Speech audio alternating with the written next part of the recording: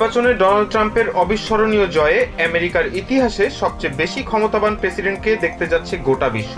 এমনটাই মনে করছেন প্রেসিডেন্ট বিষয়ক ইতিহাসবিদ মাইকেল বেশাউস। MSNBC-কে দেয়া সাক্ষাৎকারে তিনি বলেছেন, সেনেটের পর হাউসেও নিয়ন্ত্রণ পেতে যাচ্ছেন রিপাবলিকানরা, অর্থাৎ একচ্ছত্র ক্ষমতার মালিক হতে যাচ্ছেন ট্রাম্প।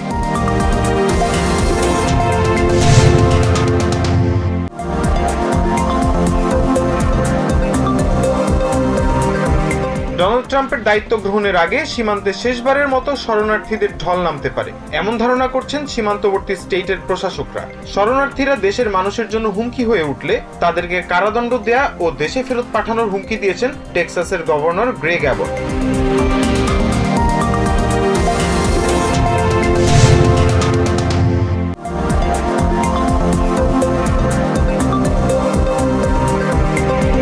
শুষ্ক আবহাওয়ার কারণে নিউ জার্সির বেশ কয়েকটি জায়গায় দাবানল সৃষ্টি হয়েছে। এর মধ্যে নিউ ইয়র্ক সিটির কাছে ভার্জিন কাউন্টিতে সৃষ্ট একটি দাবানলের আগুন জ্বলছে 19 একর জায়গা জুড়ে। এর ধোঁয়া পৌঁছেছে নিউ ইয়র্ক সিটিতেও। এখন পর্যন্ত কোনো স্থাপনার ক্ষয়ক্ষতি হয়নি।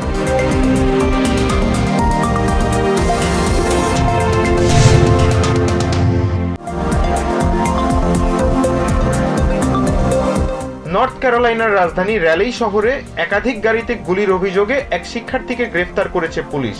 সোমবার পর্যন্ত ইন্টারস্টেট 40 ও 440-র আশেপাশে যানবাহনে গুলির 12টি অভিযোগ আসে পুলিশের কাছে।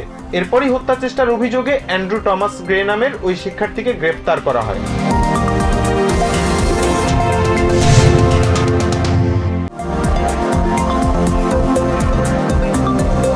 ডিজিটাল নিরাপত্তা আইন বাতিলের পাশাপাশি এই আইনে করা সব মামলা বাতিল করা হবে। শুক্রবার এই তথ্য নিশ্চিত করেছেন আইন উপদেষ্টা ডক্টর আসিফ নজরুল। শুধু কম্পিউটার অফেন্স বা কম্পিউটার হ্যাকিং, ছেলে মেয়েদের ঘনিষ্ঠতার ছবি দিয়ে ব্ল্যাকমেইল করা, এ ধরনের অপরাধের ক্ষেত্রে মামলার কার্যক্রম অব্যাহত থাকবে।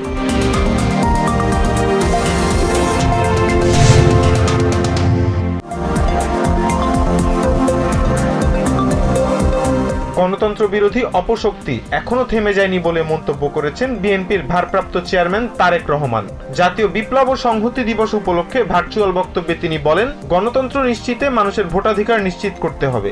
অন্তর্বর্তী সরকারকে ব্যর্থ হতে দেওয়া যাবে না বলেও মন্তব্য করেন তিনি।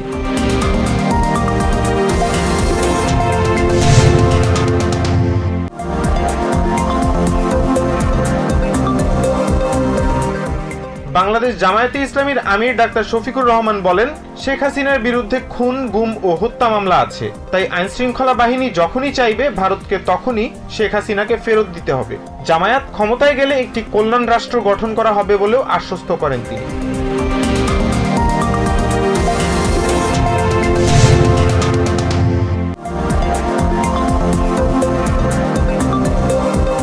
জাতিসংঘের মানবাধিকার বিষয়ক কার্যালয় শুক্রবার জানিয়েছে, গাজার যুদ্ধে নিহতদের প্রায় 70% নারী ও শিশু। এই ধরনের ঘটনাকে মানবিক আইনের মৌলিক নীতির নিয়মতান্ত্রিক লঙ্ঘন বলে অভিহিত করেছে সংস্থাটি। গাজায় নিহত 8119 জনের তথ্য পর্যালোচনা করে তারা এই তথ্য জানিয়েছে।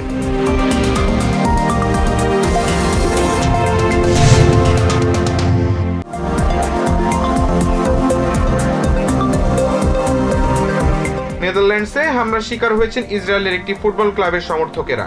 হামলায় অন্তত 10 জন আহত হয়েছেন, 5 জনকে গুরুতর অবস্থায় হাসপাতালে ভর্তি করা হয়েছে। এই হামলার ঘটনার তীব্র নিন্দা জানিয়ে নেদারল্যান্ডসে অবস্থানকারী ইসরায়েলিদের নিরাপত্তা নিশ্চিতে দেশটির সরকারের প্রতি আহ্বান জানিয়েছে তেল আভিভ।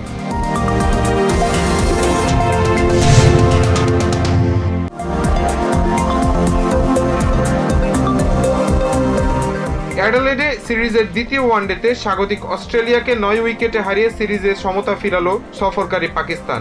শুক্রবার অ্যাডিলেড ওভালে টস হেরে প্রথম ব্যাট করে 35 ওভারেই 163 রানে অল আউট হয় অস্ট্রেলিয়া।